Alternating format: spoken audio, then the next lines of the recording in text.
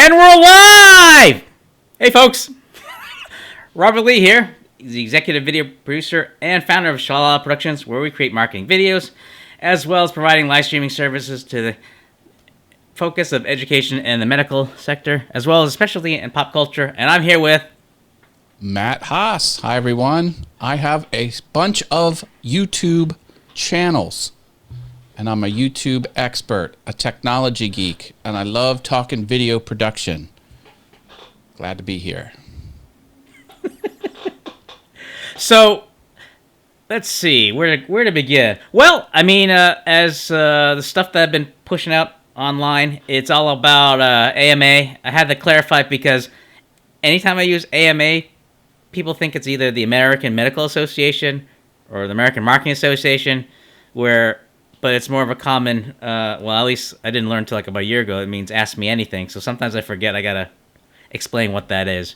So the program is about ask me anything, meaning anything about video production, video marketing, live streaming. If it's YouTube, I've definitely probably punt over to my colleague over here, as well as anything troubleshooting related. So pretty much we're just keeping an eye out on the comments there, just to make sure there's any questions coming up. And I know I kind of joked earlier that I had some problem with the vMix social to be able to pull up the comments. So it's supposed to be fixed, but I feel like it's kind of like Roto-Rooter, where it's a little bit backed up. So I'm trying to get it out of the queue, so to speak. So, but anyway. Sorry, I didn't mean the yammer like that. But the idea was that I know, like I mentioned earlier in the post, that Matt had some questions on video production, so he's going to be putting me on the hot seat, so to speak. So it'll be fun. I think the questions are fun. Where I think it's ones I think I've actually heard from outside the program, as well as ones that I know that it's commonly asked questions. So be glad to answer them as best I can. And as I joke, I reserve the right to be wrong. But anyway, and then I figure after the questions from Matt, definitely if we see some on the comments, we'll definitely want to tackle those. And then if not, I'll just probably take care of some of the admin stuff that I'll just save for later. So with that being said, I'm turning over to Matt. So fire away, buddy. All right. I have the microphone. My goodness. Well, I'll start by saying that I've been looking forward to this episode because, what is this, episode 16 or 17? It is 16 indeed. 16 episodes, and I don't really have a clear picture of what Robert does day to day. You think that would have washed over me by now, but it has escaped me. So I'm looking forward to peer into the world of video production to see what it's all about. All right, so here we go. Are you ready? Fire away. Fire away. As a professional, okay, in video production, what types of things do you do to get clients? What is your marketing efforts that you typically do to land new work? Good question. Well, it's a combination of the traditional versus the unconventional and the stuff in between. I know that's a bit of a vague answer, but I'm working on the details. So traditional would be examples, email marketing. I had done some, well, not Google payment. I forget what they call it. Google AdWords. Right. I hadn't done too much AdWords before. I've been doing a lot on the SEO in terms of whether the keyword ranking early on. For web pages. Mm-hmm. And okay. As well as just what was the other thing? I'm drawing a blank. Oh yeah, I've done a little bit of Facebook ad and your typical digital marketing advertisement, whether it's the equivalent of putting a posting in the electronic classifieds back then, whether it's different associations or different marketing groups.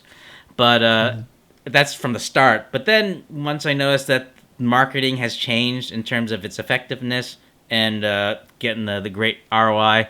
I shied away from the conventional methods and went towards the inbound or outbound realm, whether it's posting content that'll get eyeballs or just trying to be able to have like a heavy a digital marketing footprint so that whether it's just being responsive to people's questions or just engaging conversations. I know like I joked a lot about the LinkedIn, about trying to get LinkedIn Live, which is another subject we won't get into. But just in terms of like trying to be engaging with other people's posts, just to have a voice. So it's unconventional where people don't know me, so I just try to do my best to try to at least provide examples of being present, whether it's being responsive on other people's platforms, so that even though they're only reading what I write, they get a sense of it. When I post videos, whether it's on YouTube, LinkedIn, Facebook, I try to be consistent as how I appear here as I am outside of the digital world or in other digital forms. That way people don't get caught off guard. But strangely, it does, just because I think they would presume I'm different away from the camera. But aside from maybe talking less about video, but other things, I think that catches them off guard that the idiosyncratic nature I am sometimes here carries over outside of it. So that's what I do. It's just a combination of the digital and the traditional. And I'll admit, I mean, I know like people say that you should invest more in like paid advertisement, but I don't know. I it's sometimes like maybe it's just not a right match for me, just because I just have different thought process on its effectiveness. There's no wrong way to do it, Yeah. So right now, because of the COVID and everything like that, it's been more focusing of just how I could be more of a digital presence, but at the same time, just trying to be helpful, so at least people get an idea of the work I do, how that helps them out, whether it's on a consultant or technical or whatever. So. Cool. We have some people jumping in the chat room here. We have David Jones, Sammy Cool, and Brenda Gibson. Welcome, everyone. Hey, guys. Today's show, I'm asking Robert about his video production work. So if there's any questions you want to ask Robert about his day-to-day video production work outside of the questions I'm asking, please go ahead and ask. And if you have any other questions about online video, ask it as well. We'll sprinkle that into the show. So thank you for being here, everyone. So this is what does Robert do for a living? So let's keep cracking that nut. So we talked about his marketing efforts and word of mouth. How much word of mouth do you have? Does it happen often, once in a while, or never? I think it's more within the they say like the idea of the networking sphere that you hang around in. So so it's a matter of just being able to expand upon that, to have that good word of mouth. So if you talk about like associations that I belong with, so like say for example like one of the marketing associations I belong with is the New England Direct Marketing Association. So the word of mouth is heavy there, but in terms of the need, whether they have immediate need, it fluctuates erratically. So at the very least, they know who I am and they know what I do, so that when they do have the budget, they come to me. Outside, I think it's sporadic. I know, like within LinkedIn community, I think they know me as the video guy that puts a lot of meat in terms of the responses, or try to do my best to engage in conversations, whether it's answering their questions or toss-up questions they have about video marketing or their ask. But as to whether does that result into a business or anything like that, I think if anything, at least a good potential referral or resources. Definitely, whether it's on the collaboration end, where let's say if I have a specific need in video marketing or a marketing question, I can definitely go there for a resource. Or at the very least, if I need to crew up for a project, where if I need like a voice talent, there's plenty of that. Or either that, just knowing any folks in video production, where if I may need like a producer, a shooter, stuff like that, it's a good source right there. Facebook, it's a little erratic. I think it depends on the people that respond to me, whether it's in from my immediate connections, from my personal connection. If it's outside, like on a network, I guess it's erratic. So to answer your question, it just really depends on where I'm at as to where the word of mouth is effective. Gotcha. Sammy Cool has a question. He wants to know who edits videos for Sha-La-La-La. I think I know the answer, but go ahead. Well, it's either me, and then sometimes like I'll have other people work under me, whether it's either folks I either subcontract, whether it's people that work under me, where there's just like too many videos for me to edit. So there are instances where I have other people work under me, but it'd be like under the Sha-La-La Productions umbrella. So the answer to your question, Sammy, it's either me or Sha-La-La Productions. Very good. Brenda's offering her services in the cowbell ringing department. So if you ever need someone to ring a cowbell, she's your girl. Nice. All right. I'll definitely look for it. I might take you up on your word, Brenda. But if you only want a small amount of cowbell, I probably wouldn't reach out to her. She only does more cowbell. Okay. So if I need like, so it's not something where actually like if I need a lot of cowbell, it saves me the trouble just having it on a loop, because like it's always like a fresh ring-a-ding ding. Yeah. Okay. Sammy wants to know if your brother helps with the business. He does. Although he's engineering by profession, he does help me specifically like stuff behind the scenes. I know like in earlier posts I've talked about our a Facebook group called Livestreaming with Friends. And so I know, like, and Sammy's a great member, and I know, like, he teases me about the green screen, but he played a big part in help assembling the green screen studio. In fact, that whenever we need to do shoots here, that's where it's been invaluable. So that whether it's engineering, construction help, whenever he has a free moment, I always love to tap on his creativity, just because it's always fun to be able to have him in front of the camera and just let him shine.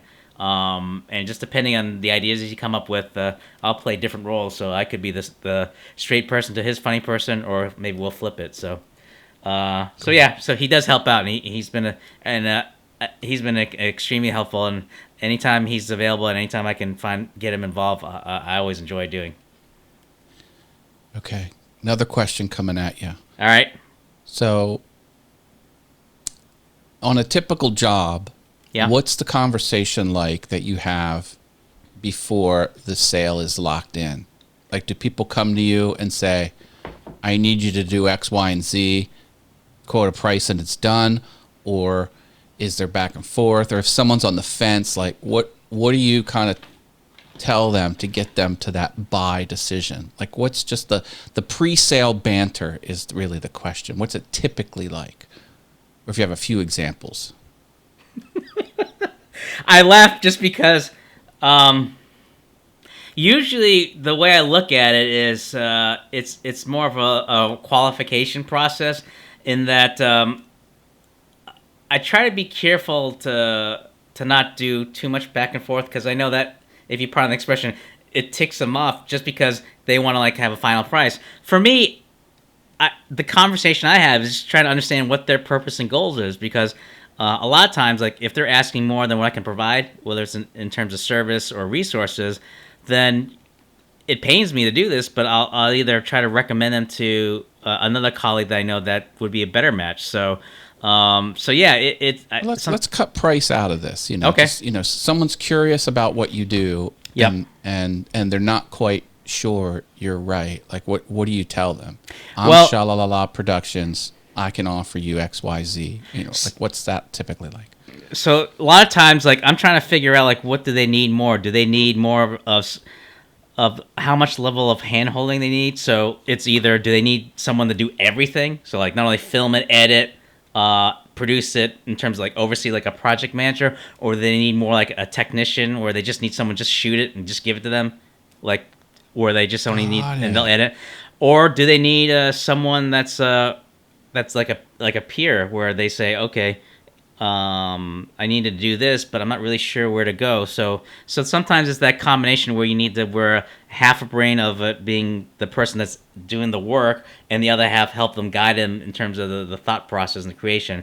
Sometimes, and this gets me in a lot of trouble, just because like a lot of times when people find out about my marketing background, then sometimes they ask me more about the marketing aspect of it than the video itself. So my mind's awfully changing, just because I got to find out where they need the help the most at, how am I effective in terms of what they're looking for, and then just be able to help create a plan. The one thing I think people are surprised about is, why am I so held up about the pre-production? Because a lot of that helps in terms of just trying to figure out what the heck they want, what they need to be done, and just help them kind of game plan. But sometimes, like, I think people forget that the work that you put in terms of the preparation is just as valuable as just filming and editing it, because by then, when you film and edit, that's pretty much an execution on the plan that's put out based on either what the client has put out or one that you have to work out with. So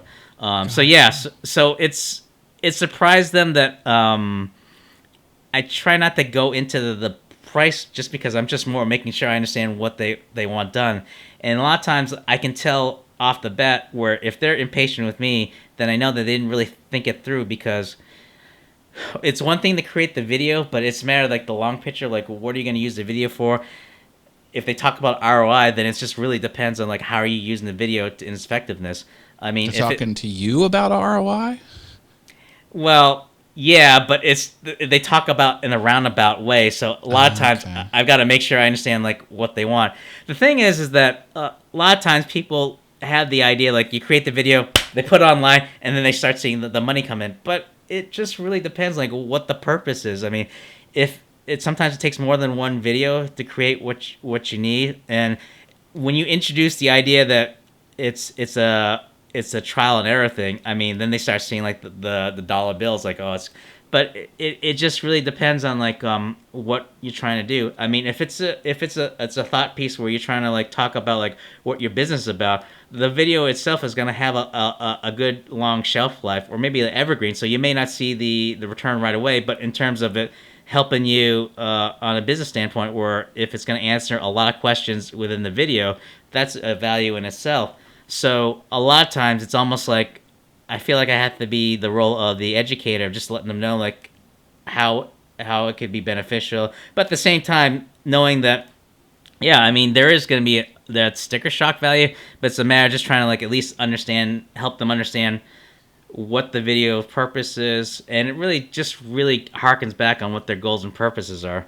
And a lot of times I think they're surprised when I tell them that how it's being used and who's presenting it has a lot to do with the success in the video. So that's why it's also important about their messaging as to what they're saying, because you can have a great video, but if you don't know what you're saying, you know, it's just kind of like just seeing the money just going out the door or out the window. Ufedo Michaels stopped in. Hi, Ufedo. Thanks for stopping by. She has the little wave hand emoji. Hey, Alfredo. Sammy's cat says hello. He wanted to do that. Pass that along.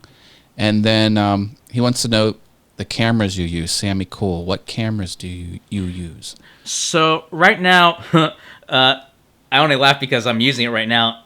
The cameras I have is a Sony HXR NX5U. It's a pretty versatile camera where you can use for filming documentaries. Great for live streaming, like I'm using right now, as well as filming interviews and other marketing videos. The funny thing is that before I started the business, it's a matter of just making sure I have the resources lined up. And I know people it's like saying like, it's not so much as the gear that you shoot with, but the person that shoot with it. True, but for me, I like to get like a camera that's versatile, so that way it has a lot of legs. Because the one thing everyone knows for sure is that gear is going to be constantly changing. So I'm looking to invest in something that's for the long haul, so that way I can go with many directions. Just because like especially in video production, you can go anywhere in terms of who your clientele you're going for, whether it's corporate, B2B, meaning business to business, business to consumers. So I just want something that's versatile enough, so that way if the type of client I need to pursue changes, at least that the gear has enough legs to be able for me to pivot. So so at the very least, that's why I chose that camera. Plus, the camera also can be filmed on either an SDHC card, or it has like a one of those attachment hard drive that you can attach to. So that way, it gives me the versatility to the save on the money in terms of the memory card I need to go. So there's also the practical as well as the cost factor too. So can it write it to both devices simultaneously? That's redundancy. Yes. Yeah, so it's kind of, and there's also if you pardon the expression, the cover your ass reason as well. So if one goes out, you got another. So I'm always trying to build in redundancies too, so that way knowing that anything can happen. So I'm just trying to minimize the type of damage that could happen. If the card goes out, at least I have the hard drive go out. If the hard drive go out, at least I got the memory card. If they both go out, sometimes I have like a backup camera like this. I mean, it's not the same thing, but I mean, at least if I need a footage, at least I have something to present with. So, and then that's another story about dealing with a different camera. But yeah, so that's why I had that camera, Sammy. Cool. This has been interesting so far. So I especially like the answers of the services you do, because you can do the pre-production planning, you can wear the total project manager hat, or you can be the person who just shoots the video, and then you can edit it and then deliver the final thing. There seem to be several buckets of services. I think that's pretty cool to get that insight. And then what's the backup cam? Oh, see, now Sammy wants to know what the make and model is of your backup camera. So this one is a Zoom Q4R. Let me try to get this right. Yeah, it's a Zoom Q4N. What's neat about this camera is actually a musician's camera, so you can mount a GoPro attachment, so you can clamp it on the guitar string, so that way you can film yourself as you're recording, as well as recording the audio. But I also like about it too is that you can also use it as a podcast mic. Where's the lens on that thing? Is that cap? Is there? Oh, okay, gotcha. Yeah, it's a very small one. As well as I've, I know here's a trick I think people haven't thought of. You know those selfie sticks that people use for lack of a better word, use as a selfie. Well, sometimes, and I'll admit, I'm not exactly a physically like tall. Yeah, so I'm not a tall person. So sometimes I'll mount the selfie stick like this, right? And sometimes I'll use it as a crane camera. So what I'll do is I'll pull out this viewfinder. I'll attach the selfie stick, and then on shoots where I literally can't shoot over people because there's gonna be people are 7 feet. I'll get this. I'll shoot it over, and then I'll use it as B-roll footage to combine with the footage there. So, so that helps as well. Also, if I want to do the selfie mode. With the same selfie stick, I'll aim it. Right. I'll have the camera aimed to me, so that way, as I'm walking, I can at least film myself kind of walking sideways. So it's a handy camera. So yeah, I'm big on versatility and options. So that's why I got that as well. Sure. And it's obvious that unlike YouTubers, which buy gear, set it up, and then it never moves, your stuff has to be mobile because people want you to shoot the stuff outside of your office. Yeah. And any mobile tips that you have or challenges? Get your gear where it needs to go. Wear sneakers. Or if I know a lot of times people don't want us to stand out, so I know and that's why people wear black outfit. Actually, I'm kind of do that as to illustrate the point. Just that way, if you're shooting in the dark, you can't stand out. So that's why sometimes I like to wear black sneakers and good foot support. Highly recommend, because if you're standing on for hours like I do, it helps. Sometimes I have to bring an Apple box or like it's equivalent like a soapbox that I need to stand on. So like on shoots I'm a where woodworker. Yeah, I know what they are. okay, cool. So, I have that in the trunk, so that way Bye-bye. Bye-bye. sponsored by Analyzing Wood Things.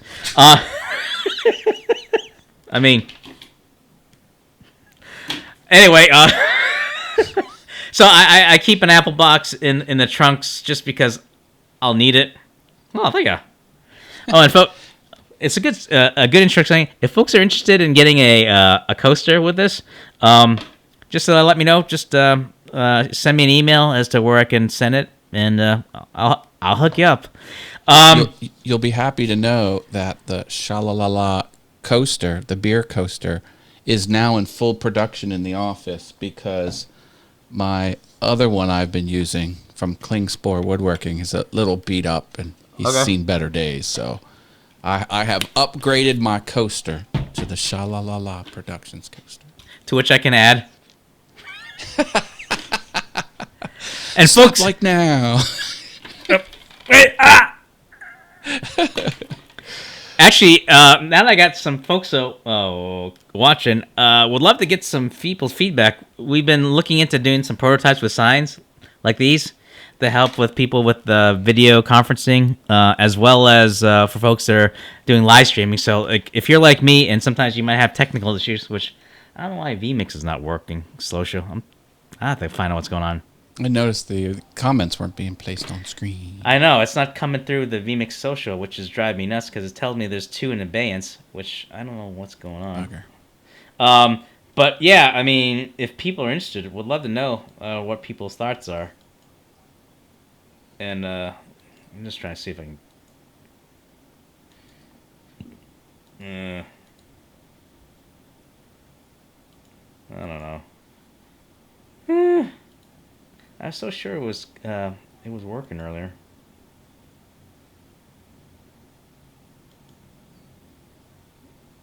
Sorry, I don't mean to be quiet. That's okay. All right, let's try this again. Checking on a few things over here. Come on, darn you. Huh. Oh, my questions are going.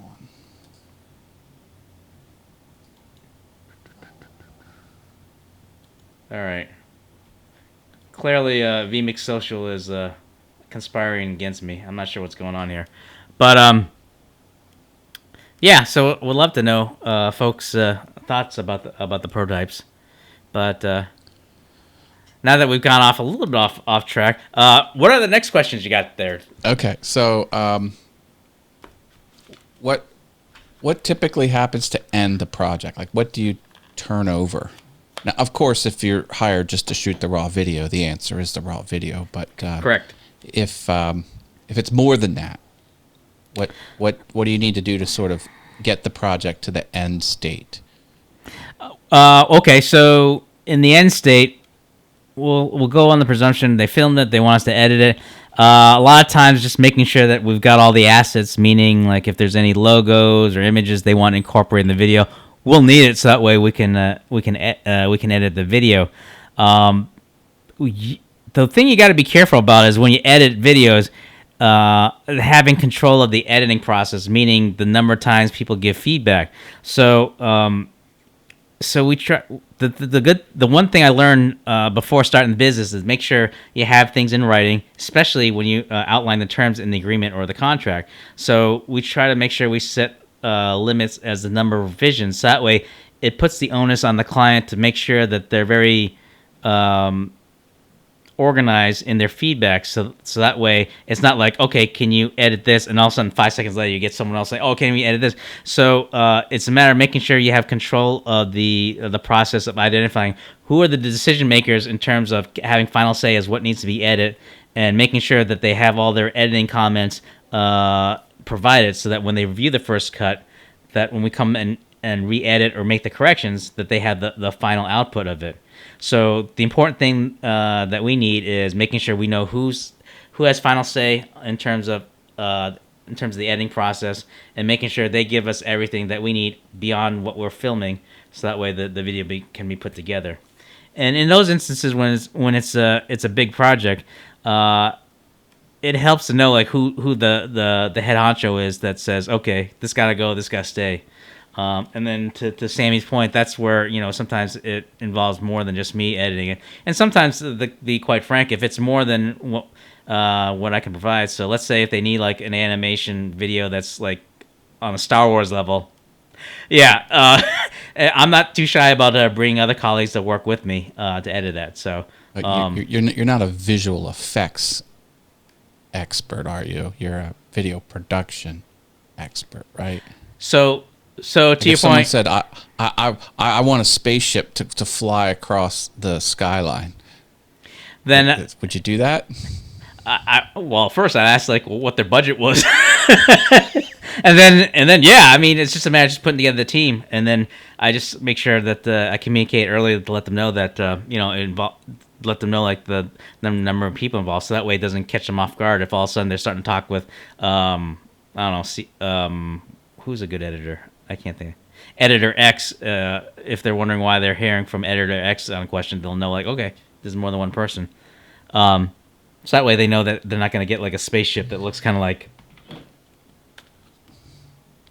Gotcha. Would you hire that out and then pass along the cost in your invoice, or would that third party visual effects expert bill the client directly? Again, it depends, and it's a good question. A lot of it depends on the person's budget and the people I bring into. So there's been various ways I've handled it. So the first thing is like, I know people don't like to do this, but I try to be as upfront as I can. Sometimes I'll go in as a collaborative approach so that they know that I'm working with another production company if I need to bring in someone that has more resources than I have. If the compensation is such where it doesn't make sense where where anyone can benefit from it, reluctantly, but sometimes just to be fair with everyone, sometimes I'll just give like a straight referral to the production company, so that way, people don't get squeezed out if I try to like build in my markup on a cost and make sure that they get the full benefit, just because it just makes sense that if they're doing a lot of the work and if I'm not really adding value to it, it goes to them. Sometimes like if it's one where it's actually a true collaborator and I've got to like take control of it, sometimes I just try to find out like what the cost is to the people I'm bringing into, so that way when I price it, everyone comes out on top. So it really depends on the arrangement, the budget, the people I bring in to determine the answer. So that it's kind of unveiling the secret behind the curtains, but it's not really a secret. It just really just depends on what the arrangement is, just because what's important to me is that everyone benefits from it. So I'm a firm believer in a mutually beneficial arrangement, not only just for me and the people who work with me, but also with the clients, so that way everyone benefits. So that's why I get a lot of weird looks from the people that are involved, either working with me or the clients when I talk to them about it. So awesome. Is there anything that you do day to day that I haven't mentioned or haven't came at you with a question about? Is there anything else that you want to share about your typical work? Well,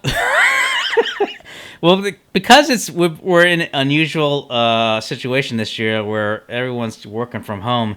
I can't. There's not many opportunities to go to networking events to be able to get a sense of what people are doing.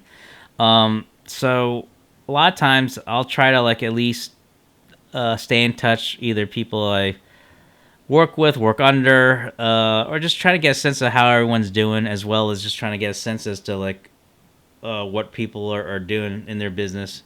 So it's a little bit hard to like work business in, just because I get it that a lot of people don't have the budget to be able to invest in video production and stuff like that. So it's a matter of just trying to understand where people are coming from, and then just letting them know that I know that people are doing a lot more on live streaming or remote video production, at least try to at least let them know that what I'm doing, and let them know that if it's something that where I'm a fit, I'll try to work with them, or at least try to set them up to succeed. So a lot of things that people don't see away from the camera, or in this case the virtual camera, I'm just mostly doing a different type of hustle, in that just trying to do a lot more research, fact finding, and just trying to get the word out in a different way, and just trying to be helpful. So I know it's a little bit of a weird answer, but it's just like that's the kind of thing that I can do right now in terms on the marketing end, but as well as just trying to be helpful as well. Does that answer your question? I think so. Okay. So. Yeah, I know it's a little weird, but it's just trying to be creative in terms of the situation it arises. Have you ever used some of those freelance gig economy type sites like freelance.com or fiverr.com to get digital assets done quickly, or voiceover work done quickly? Or are you all only raw, direct person to person? Well, the thing is, like with Fiverr and those, it's a little weird in that the requirements of what they asked for, it's a little bit different than I'm accustomed with. So I'm not really a match with them. So I can't really use Fiverr, or whether it's to farm out or even to bring in talent. So most cases I've just dealt directly with either freelancers I know, or at least if people come and solicit for me work, which is a lot, at least I have many to choose from. And then from there, I just either be upfront with them, whether if I'm operating a budget, just let them know what I have to work with, and then try to work out arrangement with them to make up the difference, whether it's service to service, or at the very least, trying to find out other ways I can be helpful to them that's just as valuable. So it's a mixed bag in terms of results I get when I deal direct. So, but yeah. Well, I mean, for creative work, there's a lot of easy transactions you can do with anonymous people around the world that will do images and sound work on the cheap, and they'll give you the full commercial rights to it as an upcharge, but it can be cheap. Like I paid $5 for this. Welcome to All Things YouTube. Although one voice artist that had reached out to me, I was really touched by her willingness to work with me, because this was like around the time when the tree hit our house, and I had no budget at all. And I said, hey, it's not that I want to bring you on. I said that I just don't have a budget, but if you're interested, these are the type of market video. And so she actually did it. She donated her service, and so it really meant a lot. So I just did my best to at least try to promote the work that she did for me, and just try to at least making sure that anytime I could be a help to her. Do people come on site and use your equipment to do their creative work, like voiceovers, or do you tell them what you need and then they give you a file? Well, or is it both? Right now, they just work out of their they use their resources, just because I don't think I have anything that's better than theirs. Okay. But I mean, there are some instances where I had a colleague that would come in and do audio here, which that was like a rare situation, but it happens. But most cases they like to use their own gear, and I totally get it. So so in that case, they used their own resources and they worked it out. So which is pretty neat. So actually, one of the videos that we had used was a promotional of Verbose Wednesday. Lisa Marie Legg, I think. Yeah, that was her name. That had lent her voice, which was pretty neat. And I had a colleague that I've worked a lot with, David Curtis, that he had lent his audio. So that's it's always neat to be able to bring them in and doing the projects like that. Usually, what helps is like the more information, the more resources you give them, and generally, I usually one of the things I try to do is like just give the artists the creative freedom to work the way they want to in the execution. So, which I think that surprised them, just because I like to see them shine in terms of like the take that they have. So it's pretty neat to see them do that. Awesome. So, well, Robert, thank you for giving us some insight into your day-to-day. I found it fascinating, and now I know a little bit more about video production. Yeah, I hope it helps. Well, I don't. I mean, I didn't really have a sense as to how it all worked on your end, and it's cool. It's cool to Yeah. get that insight. Yeah, I mean, I know some of it's unconventional, some of it's conventional, and again, it just really depends on the project. So, as to like how I act. So, I know like a lot of times whenever people ask me the questions you ask, a lot of times it drives them bonkers. When most cases I have to answer it either depends or ask them for more information. But it's reflective in terms of the questions I ask when people ask me on a specific project. It's clear that you adapt, and that is really the skill that you need to have to be successful. You know, Yeah. it's not the strongest who survive. It's those that can adapt the fastest. And it sounds like, you know, if email's working, you'll use it. If, you know, you're being helpful in responding to comments on these forums that are discipline specific, like, you know, medical world, or, you know, it sounds like you're doing whatever you need to do to get the word out, and I like that. That's good. That's scrappy. You're scrappy. Is that an accurate description? Oh, you know, that reminds me. The word I used earlier was nimble, but when I shared that with someone, with a fellow video production person, the day after when he was like shooting his own video marketing, he used the exact word nimble. I'm like, I know he took that from me, but I'm like, but at the same time, like I don't own the trademark for nimble, so it's like, but still, it's like, oh. Agile is what, you know, used in the project marketing and tech world. So I gotta be careful the types of adjectives I use around that guy, because sure enough, I know he'll use it. So, but I gotta tell you, it's funny because like when I share like people's different ideas or different takes, it's not like I'm trying to like look for credit or anything like that. But I chuckle whenever I see the types of postings they have, because I know right off the bat it's like the discussion they had with me. It spawns like an idea like they'll use in a posting, or like or create a spin on a marketing. I'm like, oh, okay, well, but I mean at the same time, like, what is it like? I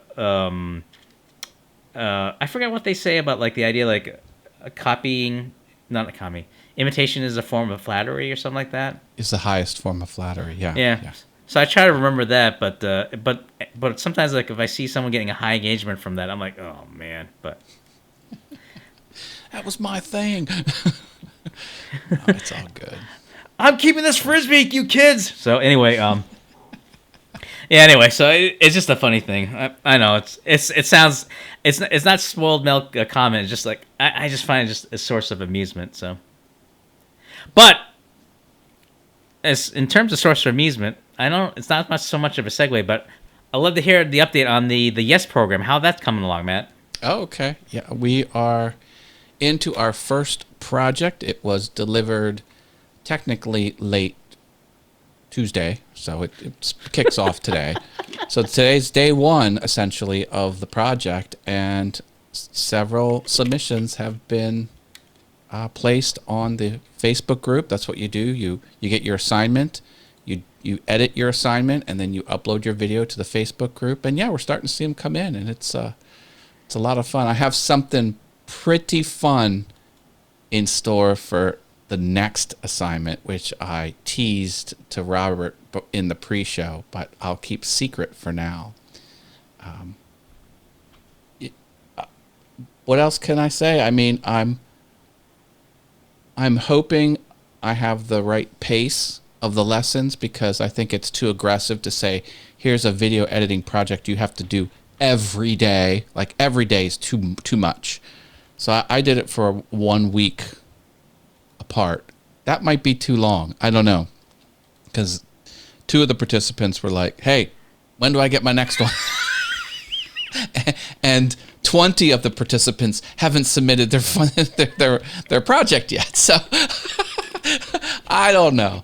And I had a really good conversation with Connie. Connie was in the April Lita that you and I were in How- April, not the August. I don't think she was in August, or if she was, Okay. she didn't do all of August. And she's like, "Look, I just took a class on how to do these challenges." Right. She goes, "I'll be glad to weigh in and tell you what I know." And oh my gosh, she told me like a lot of information. Now, the way she was taught, it's a much more aggressive than what I'm doing. I'm doing this little challenge for fun. I'm hoping to get connected more with people, and I'm hoping that they'll watch my All Things YouTube videos as like a side benefit, and I'm hoping that a few might jump in my course. So it's a very light touch. I'm taking a very light touch with this, but what she came forward with, it was like hardcore. They're like, you want to do this, you want to do that, you want to do this, you want to upsell here, you want to upsell there, you have to have at least 3. I'm like, holy cow. Like, she's like, the course I took, it's like 10 grand profit is the floor, up to 70 grand, to kind of run these short challenges that last like a week or something like that, and how you can engage and how you can do live with recorded videos, and how you can do follow-ups and answer questions and have VIP packages. And I'm like, oh my gosh, there is a lot to this world that I didn't know even existed. And I'm like, first of all, thank you for the insight. Second of all, I'm gonna stay on the path I am with. Just it's a light touch, and I just, it sounds fake, but I really, really just want to up the skills that people have. I want people to be better. Right. I truly want that, because I love YouTube. I love online video wherever it's at, but I love YouTube, and I want YouTube to be better. Right. Because I like being there, and I don't like looking at mediocre stuff. I know it sounds kind of awkward, but that's really what's driving me. I want YouTube to be the better place, and I love teaching. I've been dabbling in teaching for decades, and it's I like doing it, and there's a lot of that with this challenge, and I feel like I'm teaching people new skills, which I like. So, just getting off the ground, thumbs up, it's going good. Day 1, smooth sailing. Nice. Yeah, thanks for asking. Oh, anytime. So we'll see. Keep that going. Alrighty. 7 more assignments cometh. I'll look out for it. I don't think there's any more questions, are there? Nope. I think we're good. Okay. Don't forget about that cowbell offer from Brenda Gibson. She will hook you up with the more cowbell. Okay. Oh, Sammy says, so is he the haircut now for Shalala? Haircut guy, yeah. He saw your video where he cut your hair. I might actually, because actually it's starting to get long, I might have to have him cut it. I know he's definitely my dad's hair cutter, but the thing is that before he cut my hair, he had a lot of practice with my dad, and to put it mildly, his hairline is similar to my dad's, so I posed a bit of a challenge. I think what Sammy doesn't know is that there were quite a bit of footage that was left on the cutting room floor, if you pardon the pun, where we actually had footage of my brother and I looking at YouTube videos of which one he should mimic the style of cutting the hair, but we just went the way it was. So would you say that haircut process was a whole production? Ouch. Where's my rim shot? Sha-la-la-la. Oh, wait, I haven't unveiled this sign. Nice. Nice. I got a couple extra. I can do this one. Ooh, I like that one. I'll just save the other one for later. I'll just go with the standard. Woohoo. But maybe next week's episode I should focus on sign making. Nah, probably that one don't last long. I'll be like, where's the sticks for the signs? All right. Robert Lee, sign maker to the stars. Exactly. All right. Seeing that we're slightly entering an unhinged territory, I think it's safe to say we're just gonna have to wrap it up. But just a couple of admin stuff before I forget. And hang on, I gotta find my notes here. Okay. Oh, here it is. Just some basic stuff. This is just a reminder of just links of where you can go. I'm not sure if the first site is under construction, but at the very least, they can go to the naacp.org for looking ways to help. And speaking of help, if folks are looking for a free live streaming service to create a live streaming video to help hospitals or medical frontliners, just click on the link in the description and just let me know how I can help. Be glad to set you up for a live stream video. Could be something similar to this. And what was the other one? Oh, yes. The, oh, wait, where did I put it? Oh, there it is. Again, if folks... Oops, gotta remove that. If folks are interested on a Verbose shout-out, if you want to send me... If you fill out the form here, we'll be glad to set you up for a free shout-out. And thanks for your email. And I think that's everything. I feel like I'm like going over like a homework list of reminders and stuff. You're wrapping up the show. No, that's good. That's okay. Good. Thanks for those shout-outs. Thanks for doing the all that you do. Ah, my pleasure. Least I can do. I mean, you've been a great co-host, so just trying to do my best to answer making sure that there's no question left unanswered. I forget who said that. Don't worry, I'm not going to use the whole show to try to remember who said that. That's good. That's good. All right, so until then, you've been watching Verbose Wednesday. I'm Robert. I'm Matt. And that's it. So stay safe, everyone. Okay, Slap like now. All right. All right. Take it easy, everybody.